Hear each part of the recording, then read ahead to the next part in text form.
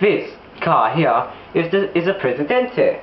It's the supercharged version of the Presidente, but that doesn't really matter because the point is it's a Presidente. Now, as we know, the Presidente is quite popular in Alderny, and that's the problem, you see. If you drive around in a Presidente, people will assume that you're from Alderny, even if you're from another borough like Brooker, Dukes, and Godkin, or whatever it is.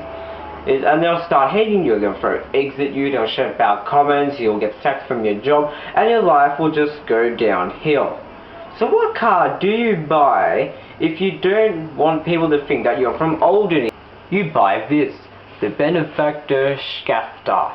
And just by looking at it, you can obviously tell that this is based on a Mercedes.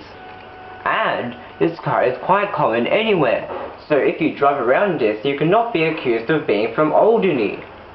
Now, as we know, the S-Class has lots of features, so I'm assuming that this car would have lots of luxuries and features too. But before I can go into the car and test them all out, I have to talk about the styling, first impressions.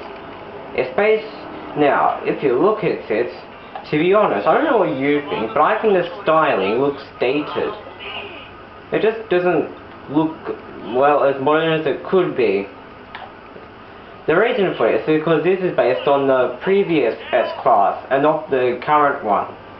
The same story is throughout the back. It doesn't look really as modern as it could be as well. That actually looks kind of similar to the tail light fitted to the that SLK thingamajiggy that Benefactor makes. I forgot what it was called. Oh yeah, the Feltzer. But no matter with the dated styling, let's see if this car can redeem itself in other areas. Well, I can tell you now that this car does have lots of features. It has leather seats, it has a GPS system, aircon, the stereo, all the usual luxuries and stuff, and weather as well. Now, as we know, some versions of the S-Class in real life are powered by a V12 engine. This is also powered by a V12 engine, so you're thinking that this car is going to be fast. But to be honest, it really isn't that fast at all.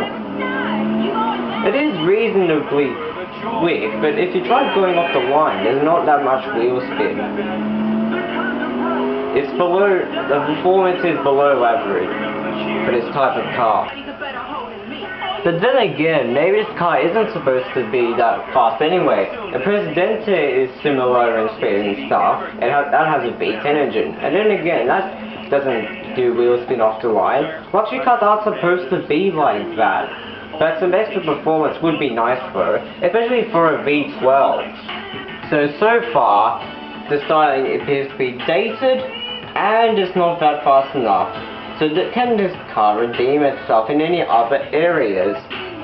Yes, it can. You see, the problem with the Presidente is that the suspension setup is set too softly. Although that's good for ride quality, it doesn't handle quite well. This though is different. It handles much better than the Presidente. It doesn't handle as good as, say, some kind of supercar, but it's well calibrated. It handles quite well at points. It goes into the corners reasonably well, like so. And if you try pushing it too hard, you will get the rear tire spinning, which will also help with going around corners. And the suspension tune is quite good as well. It's got a reasonable level of firmness, but it's still, in a way, quite comfortable, which is quite good. So it's a win-win situation. But there is another question that we should also consider. Safety. Now, the S-Class in real life is used in Africa a lot for transferring African leaders and presidents and prime ministers and thingamabobs. And because of that, they have to use a really safe car. So we have to see if this is safe. And to do that, we're going to crash it into that PMP 600. So we'll just back up a little. It will also test fuel quality too. Power, any cars coming?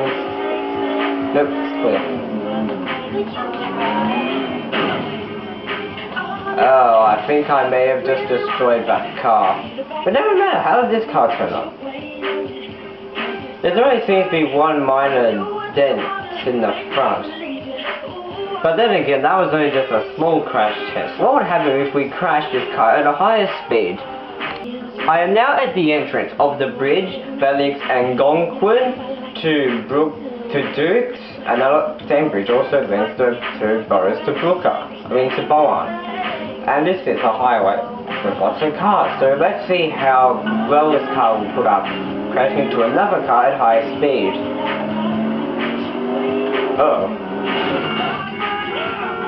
That Cavalade FXT, whatever it's called, also says on Sundays.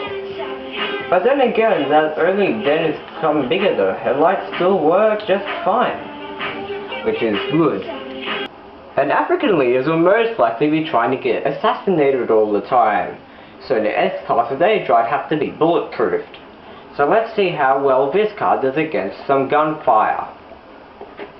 So I got my gun, I'll be using this one, and we'll see how well it does.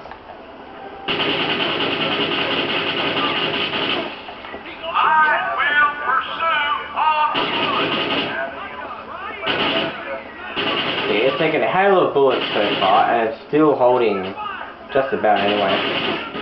And now it decides to give up.